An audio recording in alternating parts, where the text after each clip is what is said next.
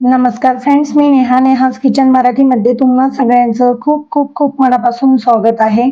आज आपण अगदी खमंग आणि पौष्टिक अशी कढीपत्त्याची चटणी कशी करायची ते पाहणार आहोत. खूप अप्रतिम लागते फ्रेंड्स ही चटणी खायला. 15 दिवस आरामात टिकते. चला तर फ्रेंड्स, सुरुवात करूया आजच्या व्हिडिओला. इथे आपण हा कढीपत्ता घेतलेला आहे. हा स्वच्छ धुवून पुसून सुकून घेतलेला आहे. त्यानंतर इथं कोथिंबीर घेतलेली आहे. ही पण धुवून वाळवून घेतलेली आहे अशी. शेंगदाणे, लसूण, तीळ, जिरे आणि खोबरं घ्यायचे. इथे एक कढई तापत ठेवलेली आहे आपण. इथे थोडं तेल टाकून हे खोबरं भाजून घ्यायचे, लाल बुंद करून घ्यायचे. खोबरं भाजून झालं की शेंगदाणे पण भाजून घ्यायचे आपल्याला. जिरे आणि तीळ एकत्र भाजून घ्यायचे.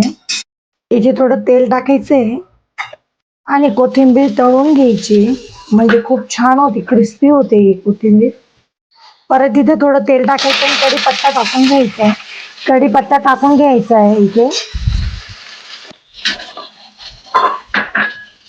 पूर्ण कढीपत्त्याच्या पानाला तेल लागलं पाहिजे असा हा कढीपत्ता मिक्स करून घ्यायचा आहे. आता छान मिक्स करून घ्यायचा आहे. हा कढीपत्ता कुरकुरीत होईपर्यंत आपल्याला परतून घ्यायचा आहे, म्हणजे चटणी खूप छान होती. पाहू शकतात, हा कढीपत्ता आपण एका ताटात काढून घेतलेला आहे. पाहू शकतात, या पद्धतीने असा क्रिस्पी होतो.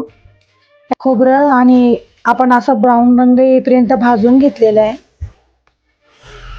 बघू शकतात. इथं धना पावडर टाकायची आहे, चवीनुसार मीठ, तिखट. थोडं आता आपल्याला हे आपण 5 मिनिटं गार होऊ देणार आहोत. मिक्सरच्या भांड्यामध्ये सगळ्यात आधी आपल्याला खोबरं टाकून घ्यायचे, कारण खोबरं दळायला वेळ लागतो, म्हणून आधी खोबरं टाकणं म्हणजे छान एकजीव होऊन जातं. इथं खोबरं थोडंसं मी फिरून घेतलेलं आहे. आता हे जेवढं पण आपण भाजलेलं आहे हे सगळं मिक्स टाकून घेणार आहोत या पद्धतीने. इथे चटणी आपली दळून तयार आहे फ्रेंड्स, बघू शकतात. आता ही आपण मिक्स करून घेणार आहोत अशी या पद्धतीने एकजीव करून घ्यायची आहे आता ती. बघू शकता, मस्त झाली ही चटणी. तर फ्रेंड्स, तुम्हाला ही साधी सोपी कढीपत्त्याची चटणी कशी वाटली? व्हिडिओ आवडला असेल तर नक्कीच लाईक अँड सबस्क्राईब करायला विसरू नका. Thank you guys for watching my channel. Bye bye.